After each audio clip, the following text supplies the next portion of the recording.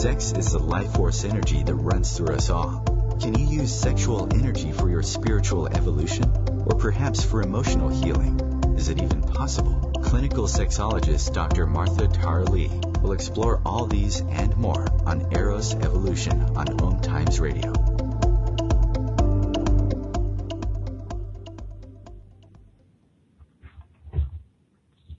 Hello, and welcome to Eros Evolution. This is where sexuality and spirituality meet. My name is Martha. I'm a clinical sexologist with a doctorate in human sexuality, and I'm from Eros Coaching. That's eroscoaching.com. Every week we explore different topics when it comes to sex and spirituality, and today we have sex rituals to raise sexual excitement with Dr. Beth Bisbey. And so, rituals are part of every aspect of our lives. And when we incorporate rituals rather than routines into our sex life, we can raise the level of excitement. And this will help you to create a deeper connection with your partner or partners and turn your sex into worship. Routines are usually things we do without thinking so much, and this can lead to boredom. However, ritual requires 100% of your attention being focused on the now. Most of the rituals Dr. Beth Bisbey incorporates create sacred space and bring the divine into self and lover. The ritual can be as simple as bathing each other before playing together, or as complex as setting up a dungeon and enacting an intricate BDSM scene or session. Adding deliberately charged energy to any sexual session intensifies and electrifies. So Dr. Beth Bisbey, she is a sex and intimacy coach, psychologist, speaker, educator, and author. She works with individuals, couples, and polyamorous groups to help them find and create their ideal intimate relationships. She works with all genders and sexual orientations. Dr.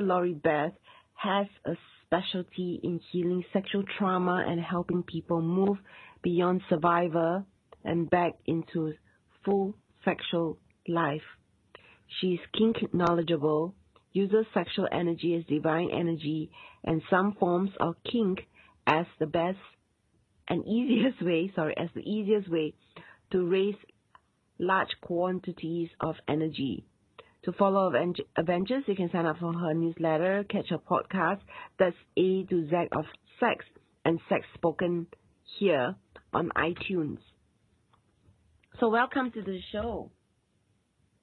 Thank you. It's so lovely to be here. Thank you so much for coming. So share with us, I've given all this background about you. Tell us a little bit about your work. So I spend some of my time doing one-to-one coaching and some of my time doing couples coaching. But probably the most interesting activity is doing intensive work with couples and individuals and polyamorous groups when they want to move through either a sexual block or re-energize their sex lives or resolve issues following a trauma. And that's when I do intensive work, and that's probably when I spend the most time working with people on creating sexual rituals.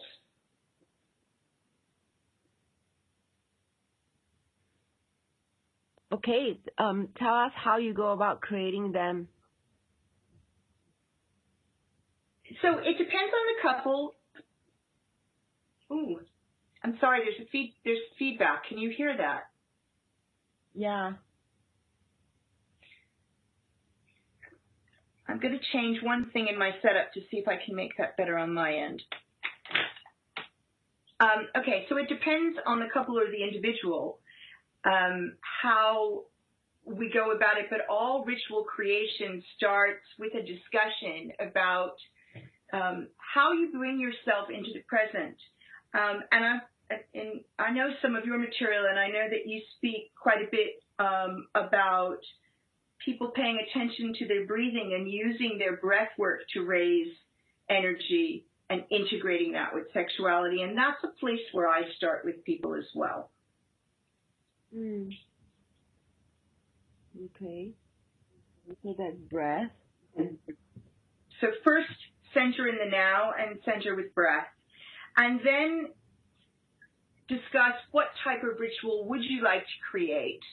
I think one of the things you said in the introduction was that rituals can be very simple. They can be about, for example, having a bathing ritual prior to sex and actually making that the beginning of your sexual play. So that's more of a sensual ritual. So in that kind of a situation, you would have the couple create a sacred space.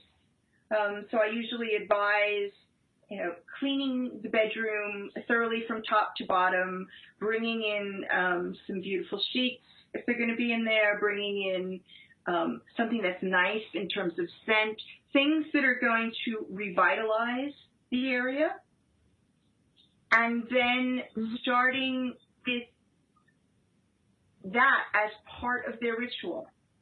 So actually creating the space while they're cleaning the space and be thinking about the joy that they're going to create with each other, the excitement that there's going to be together. So that would be the beginning of the ritual space. Okay. Anything else that you would suggest to couples? Okay, so that may be a sort of a straightforward ritual that you would do. Create the ritual space, bathe with your partner. Now, lots of couples don't bathe together. Sometimes the showers are too small or baths are too small, but other times really it's just about seeing bathing as something that is functional instead of something that can be fun. So have them bathe each other. There's nothing more exciting than having somebody wash your hair and actually going through the whole process of brushing through someone's hair. Beautiful. For me, if people who see photos of me will understand why I think this is so exciting. I've got huge amounts of red curly hair. So the process of actually brushing through it and feeling that sensuality and all those nerve endings that you don't usually pay attention to. And then going through the whole washing process, toweling a bit dry, and then reciprocating. So wash your partner. And then move into the bedroom. Now from here, a lot of times people are turned on enough where they just get involved in whatever kind of sexual play that they feel like getting involved with. When you're freshly washed is a great time, I think, to actually be doing things that are oral. And so you can create a ritual with oral sex where you actually start at the top of your lover's head and work all the way down the front of the body and all the way back up the back of the body, with the rule being that you have to wait until you've completed this cycle before you can focus on any particular area for any length of time. So all of that time you're building the sexual energy and building the sexual energy.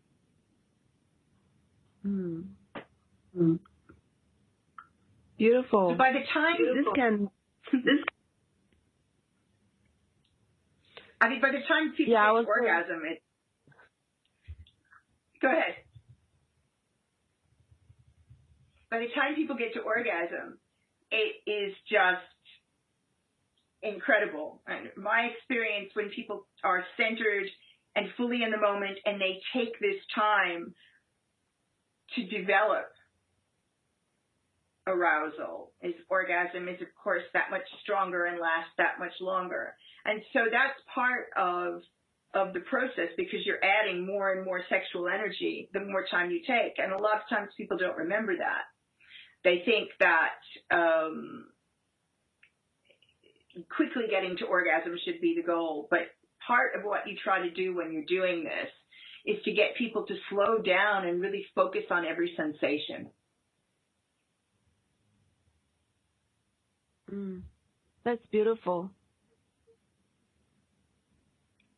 It is great fun. And it's lovely. And it is a form of worship. I mean, if you think of giving your partner all of that attention, that you are just focusing every bit of energy and attention that you have on them. Yeah, I was going to say just now that for those people who are very particular about cleanliness, the bathing ritual will really help them feel clean and also help them feel that their partner is clean. I know of clients who are very concerned about smells, and that's part of what affects them a lot. If they are breathing scents that they're not familiar with, they don't like any kind of smell. Yeah, so I can see how that would be really positive. And some people are also water people. They really start to relax a lot when they have water in their lives. So that by itself can be a ritual. I liked what you said about cleaning the bedroom and putting on clean sheets. So preparing the space gives a purpose and meaning behind what is going to happen. It also builds anticipation and excitement. So I really like that, actually. So we have a break, and we'll come back with Dr. Laurie Beth after this and talk more about sex ritual.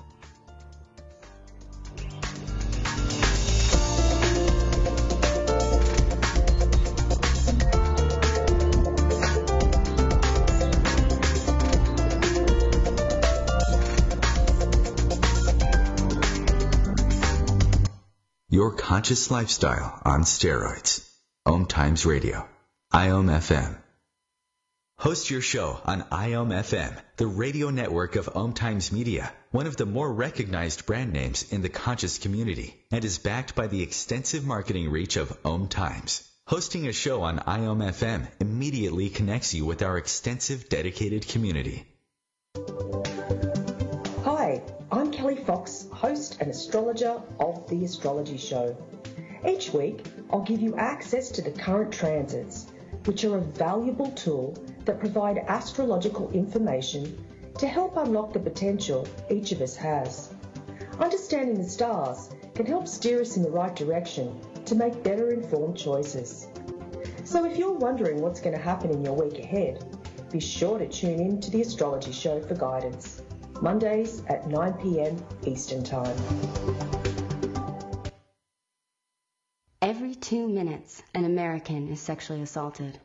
The majority of victims know their attacker. It could be your friend, your neighbor, or someone you met at a party. If you said no, it's rape, and it's a crime. This is Christina Ricci with RAIN. Call the National Sexual Assault Hotline today at 1-800-656-HOPE or visit RAIN.org. That's RAINN.org. Brought to you by RAIN and this station.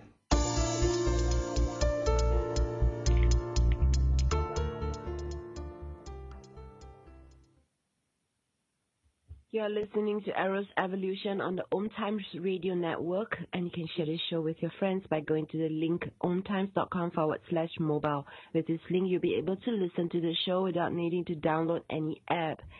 And also, you can listen to every single episode of Eros Evolution by going to Google and key in Eros Evolution at a glance. And from that link, you will be able to access every single episode at a glance. What you do is essentially you scroll up and down to see every single episode, and they link back to Om Times network. So we're talking about sex rituals to raise sexual excitement today with Dr. Laurie Beth, and she's a sex and intimacy coach, psychologist, speaker, educator, and author. And just before break, we were talking about rituals in the form of bath and how you could set up the space and some of the ideas in which you could engage with your partner after the bath. including oral sex, down the body and up the spine. So welcome back, Dr. Lori Beth. Thank you. So what other sex ritual ideas do you have for us? Well, so I thought maybe we'd talk about a spanking ritual. Sometimes people are interested in trying something that's a little bit more edgy, but they're quite frightened about levels of pain.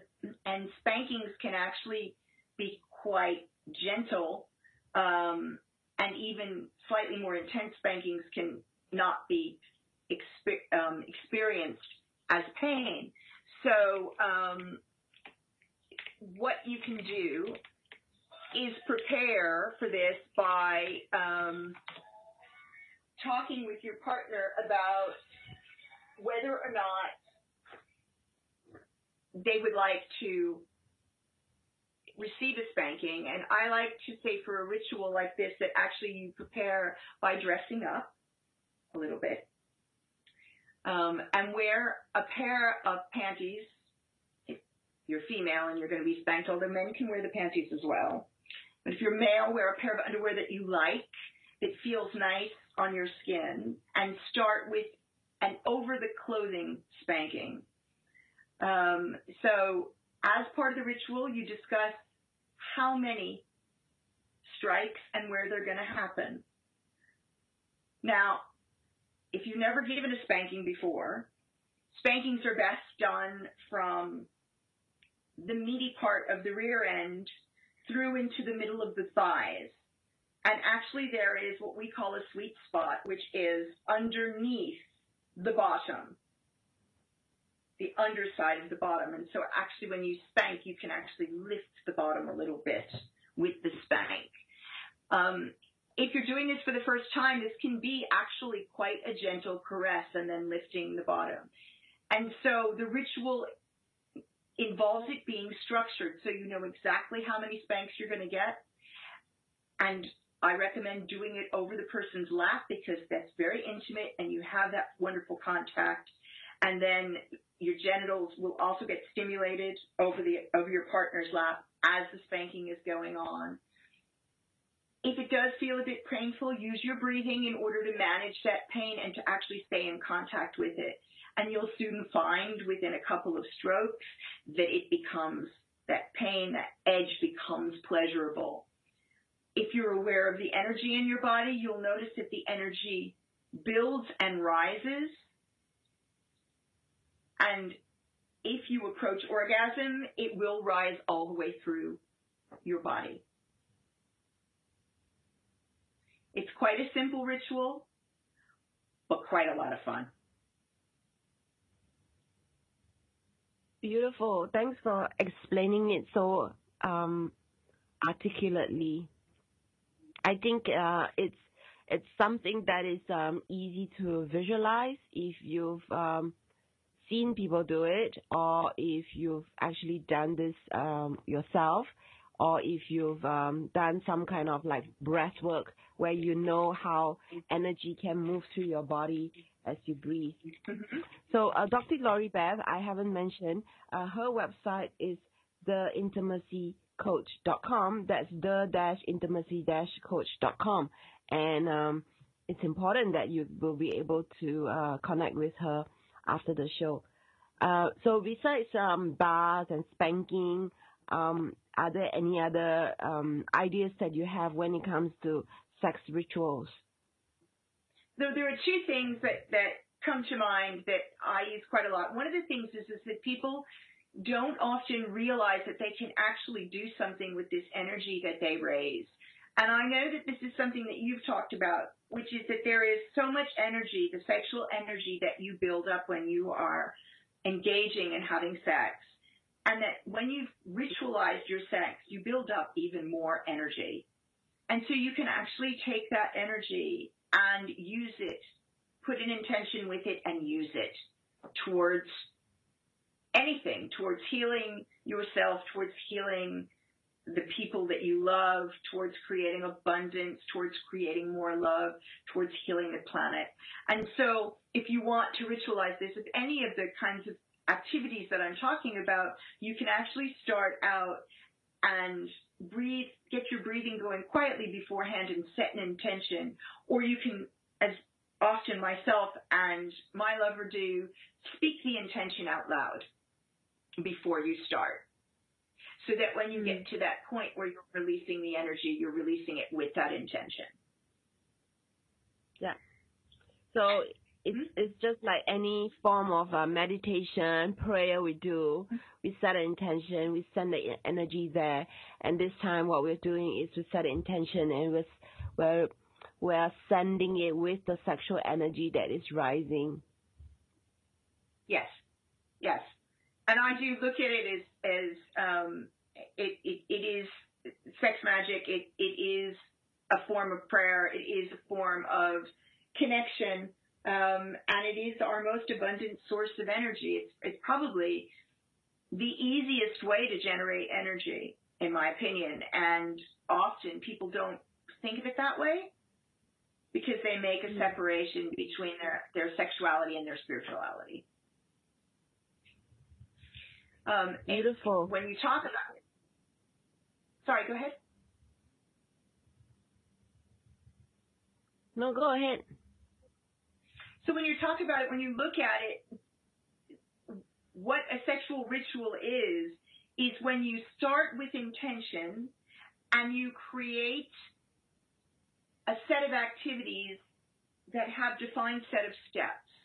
So what makes something ritualized as opposed to just sort of having sex is that you actually decide beforehand what the steps are and you put your focused attention only on what you're doing throughout the entire time. So it's actually a moving I was going to say it's a moving masturbation, which is, yes, it's a moving meditation is what makes the distinction, I think, between it being ritual and it not being ritual. It's creating that space and then working through the defined set of steps and then using that energy and that intention to do something, which the purpose may be simply to further electrify your sex life and deepen your connection with your partner. Beautiful. So I really, really appreciate your definition and how clear it has become. So it's the setting of intention, agreeing on a set of activity, breaking it down into steps, having focused attention. So much so it's a moving meditation. And the focus, the presence, the attention on that steps and activity is what makes it a sexual ritual. Yes. And if you think about it, when we learn new activities, we learn new activities. We break new activities down into steps. And when you're learning something for the first time, you often focus completely on it. And it feels really different than when you're so used to something that you kind of just move through it without thinking.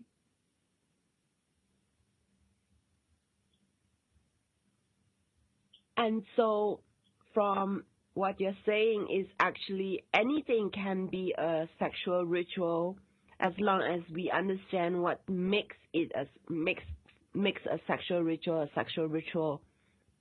And so a bath is one, spanking is one. Any other tips and ideas that you have for us? Well, May is, as you know, masturbation month. And so it's a grand idea to create a masturbation ritual where you actually spend the time focusing on rejuvenating your own sexual feelings, your own desires, and increasing your libido. And so what I suggest for people wanting to create something like this is to actually, again, do what we said when we were talking about clearing and creating that sacred space for the couple. Do that for yourself. set aside more time than you normally would to masturbate.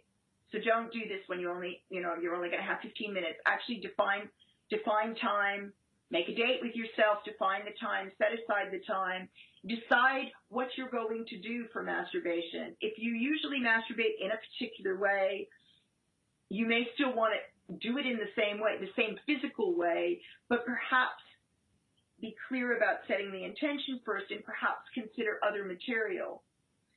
Don't switch off when you're masturbating. So I recommend that if you usually use pornography, it's fine to use that as a starting point. But I want you to focus internally instead of externally.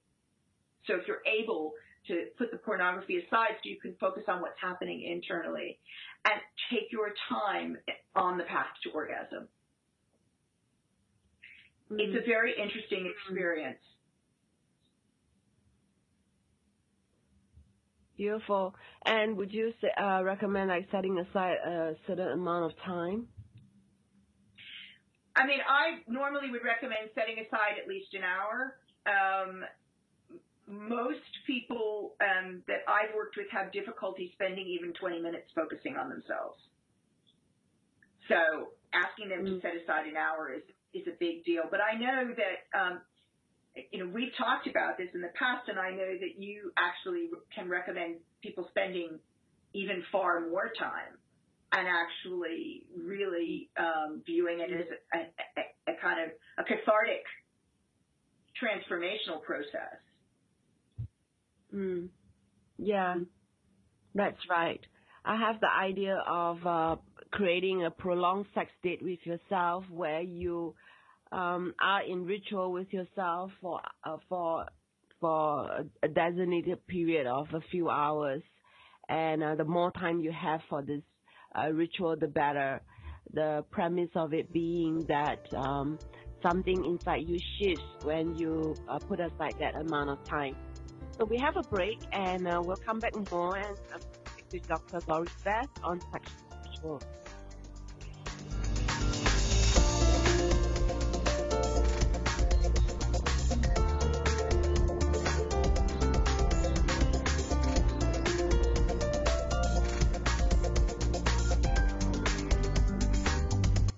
Free your mind with Om Times Radio, IOM FM.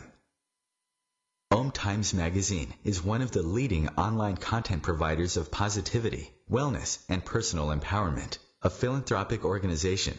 Their net proceeds are funneled to support worldwide charity initiatives via Humanity Healing International. Through their commitment to creating community and providing conscious content, they aspire to uplift humanity on a global scale. Om Times, co-creating a more conscious lifestyle.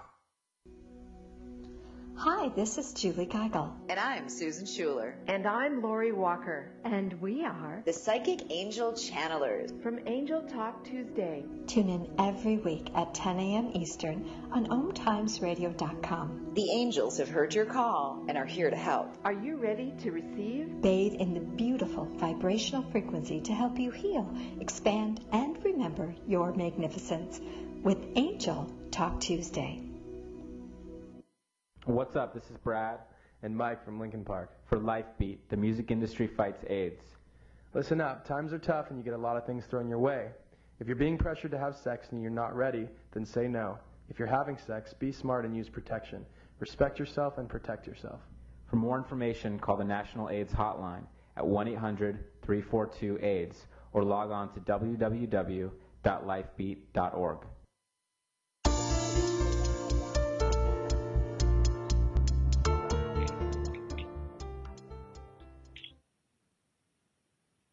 And we're back with Dr. Lori Beth on sex rituals to raise sexual excitement today.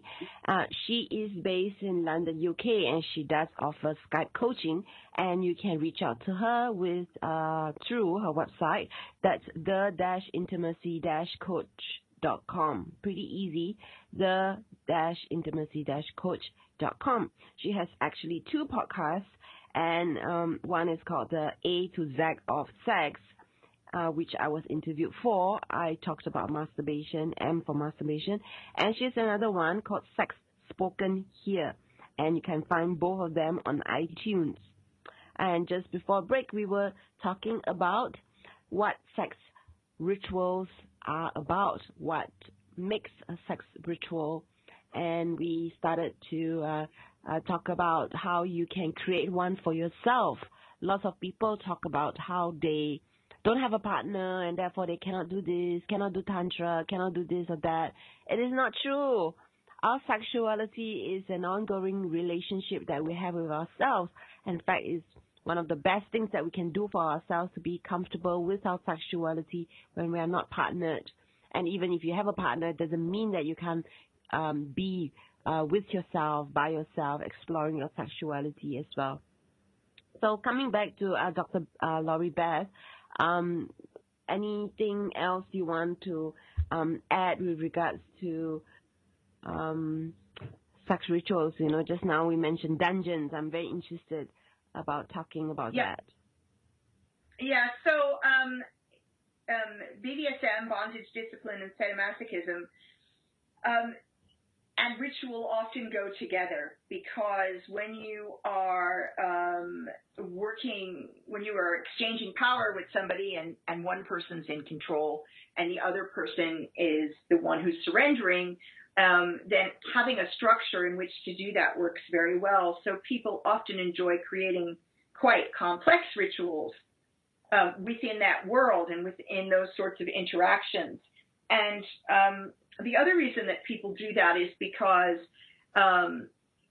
working with pain as a means to pleasure can also be best done in a somewhat ritualistic environment.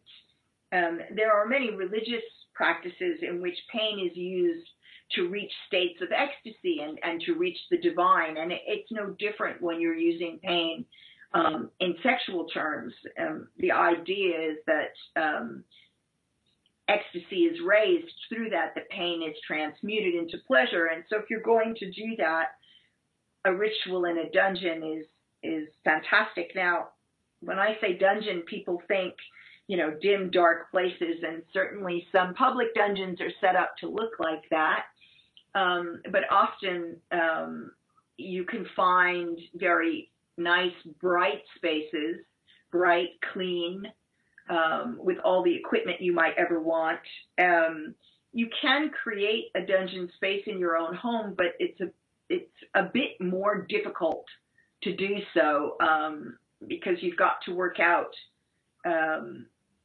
the best sort of equipment in order to undertake things like if you're going to, rather than doing a spanking, let's say you're going to do a flogging and you want to use a flogger and you want to be able to reach the person's entire back. It is easier if you actually are using a piece of equipment that's set up for the purpose rather than having somebody lean against a wall, for example. So, there are local places that you can rent out often, spaces that you can rent by the hour or for an evening, or some of them even do bed and breakfast overnight if you want to go to a dungeon privately. And then there are also public clubs. If you wanted to set up a ritual, you start with a planning session for this. It's very important that you talk about what you're going to do and that you are clear about what your limits are. If you and your partner have never done something like this before, it's actually worth taking a class before doing it about what you're going to do, i.e., if you've never given a flogging before, it may seem extremely simple, but I always recommend actually getting information from somebody who knows more than you do. Lots of people, you can teach this sort of class in person, but there are lots of people who teach over Skype so that you can learn about different kinds of strokes, where not to hit someone, how to gain a rhythm so that you actually are helping the person raise their energy. And when you do this sort of thing, your energy will raise in tandem. So all of these things are, of course, interactional, but this is extremely interactional. Your responses bounce off each other throughout. So setting up a ritual involves setting up what are our limits. Lots of people set up safe words, which is something that you say or do to let your partner know, don't go any further. We need to stop now. If you're both inexperienced, it's a really good idea so that nobody gets upset or badly hurt. This can be quite frightening, but it can also be quite exciting.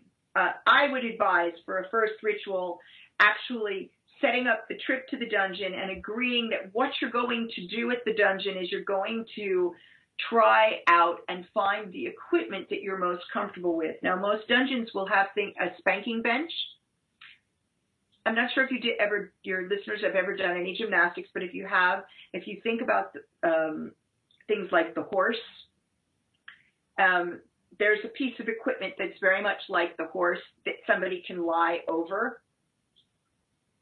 A spanking bench will often have a place for you to kneel, and then you can lie over so that you're putting the target in a very obvious place, but you're resting. You're not having to hold your own weight.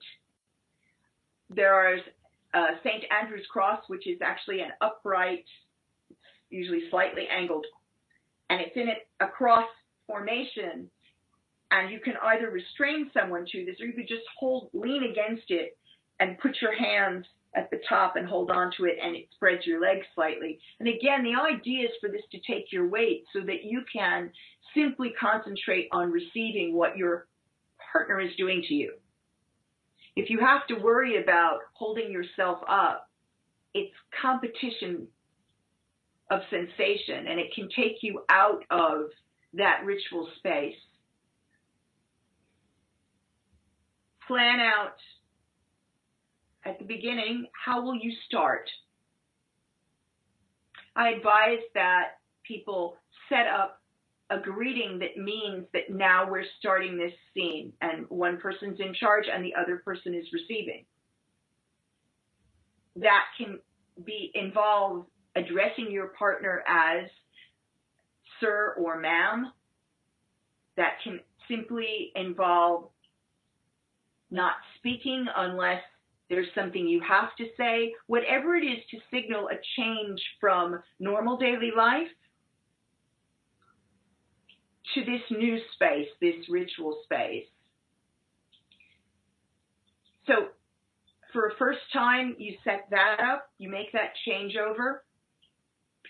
You spend a couple of minutes with each other breathing and connecting and being aware of everything in the space, taking in the sights and sounds and smells, allowing that excitement to build, and then begin the session. You might be restrained to whatever piece of equipment you're using. Let's say we're going to use a St. Andrew's cross because it's easy, because I can describe it well, and I don't have visuals on the radio. So if you're using that, then you might most dungeons will have a bunch of equipment for you to use. Pick a pair of soft restraints and put them around the wrists and ankles of the person you're working with, and you can gently restrain them to the cross. So you're not putting them up there tightly. Nothing that actually causes discomfort at this part. Just something to help secure them so that they stay upright to that space, so that they're comfortable and they're not having to spend too much energy concentrating on it. And then begin a flogging using the flogger. Use a soft flogger. Deerskin is good for this because it's light and soft, whereas you can also get something that's made out of bullhide, for example, which is quite heavy. And so that might be quite a lot for somebody who's never experienced something like this before.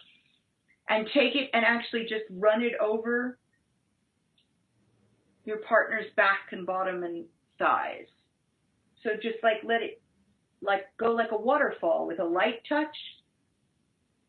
Nothing that's painful, a very light touch, and build the touch up.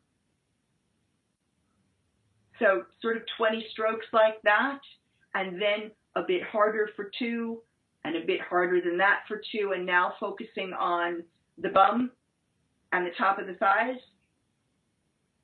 and a bit harder for 2 until you get to something that your partner says hurts, but doesn't make them want to say, oh my God, you have to stop. And it takes some paying close attention to your partner and some discussion sometimes initially before you figure out where that spot is. But I would suggest that you wouldn't be spending more than about 20 minutes flogging. That's quite a long flogging. So the first 15 minutes of that would be gentle and sensual, and the last 5 would be building up a pain level. And then as you stop, bringing the person down from the position they're in, unrestraining them, and then if you've agreed and you're both turned on, that's the point at which to be considering having sex. If you haven't talked that through and you haven't agreed, then you take the person down, hold them, stroke them, reconnect, and gently move out of that space. It can be a real high experiencing a flogging. Some people reach orgasm without any other kind of touch, and it can surprise you if that happens and you didn't realize that could happen. That can be incredibly exciting. Other people are so turned on that the first thing they want to do is do something that's going to bring them to orgasm. You don't have to have full-on penetrative sex at that point. You can massage your partner with your hands. You can use your mouth. You can be creative, but often both parties want some form of orgasm. You also need to realize that with that energy that high and with you expending that energy, you're going to need some down.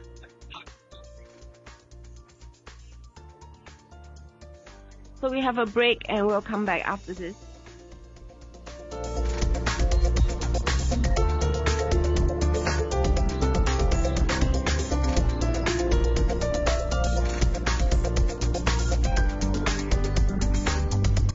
Bringing you the best of the conscious minds in the world.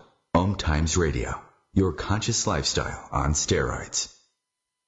The number one reason girls drop out of school in sub-Saharan Africa is lack of access to feminine hygiene products. The Pads for Schoolgirls Project, an outreach of Humanity Healing International, is changing this paradigm by setting up sewing programs at schools, teaching girls a vocational skill, while producing the reusable pads that help keep them attending classes. The girls pay it forward by making and giving pad kits to other girls in need. To learn more, visit humanityhealing.org. Humanity Healing is where your heart is.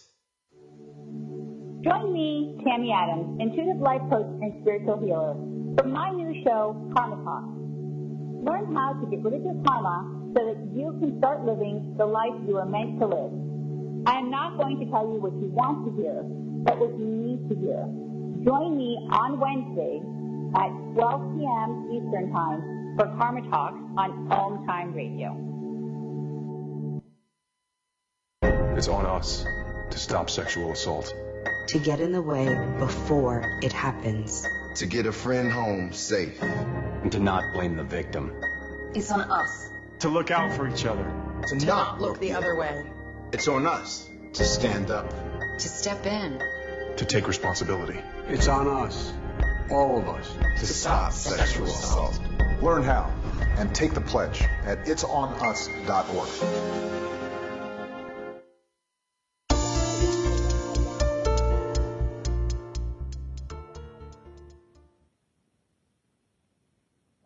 And welcome back to the last 15 minutes of today's show, or rather, the last 13 minutes of today's show.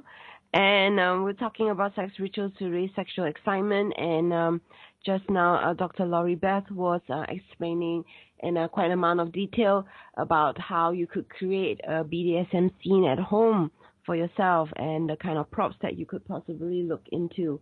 And So then the break came up. So Dr. Lori Beth, would you like to continue to elaborate on the ritual? Yes, the last thing that I was going to talk about is that sometimes after an intense ritual like this or an intense scene like this, there can be an energy drop. So you've been really, really excited, and then you can feel kind of all of a sudden very tired, but also maybe a little low. So just make sure to give each other some time and recognize that that's all that's happening, and talk it through, and lots of cuddles. If you're not living together, so just, kind of do a text or phone call check-in so that you can reconnect. One of the things I wanted to offer to listeners is to give you a script for each of the rituals that I've described so that you have it all written out, and then you can put your own personalized details into it to create any of these at home. And if you would like this, simply contact me via my website, fill in the contact page. That's the-intimacy-coach.com, and I'd be happy to send you script for each of these. That's great. That's a really generous offer. Don't forget to send one to me. I will not. Beautiful. Okay, so we're almost coming to the end of today's show, and we've explained sex rituals. And I just want to make clear to listeners the difference with routines. So would you mind explaining the difference between rituals and routines? Yeah, routines are things that we do that we don't really pay a lot of attention to. So, you learn how to, I'm going to use a ridiculous word, you learn how to brush your teeth. And once you've learned it well, you do it the same way every time without thinking about it. And in fact, while you're brushing your teeth, you might be thinking about other things. Or, if you remember back to if you're a driver, when you learned to drive a car, it was really difficult. You had to concentrate on every step. And then when you've done it for a while, you can drive somewhere for an hour and not really remember the journey at all because you drove on automatic pilot. Those are the sorts of things that I call routines. They're things that we've got so integrated that we don't think. With ritual, though you're doing things in a similar or the same way each time, the idea is to put all of your concentration and attention on it so that you do think about what you're doing each step of the way quite deliberately. So if things are routinized, they become boring. But when things are ritualized, the excitement builds because you're focusing 100% of your attention. And the difference is huge. For some people, it's hard to understand that just by having someone talk to them about it.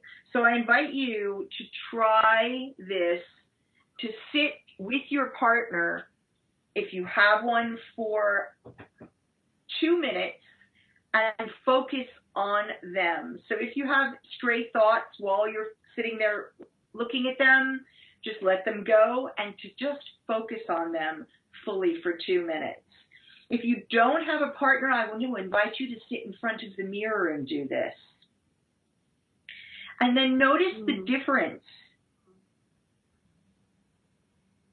between doing that and just looking at somebody.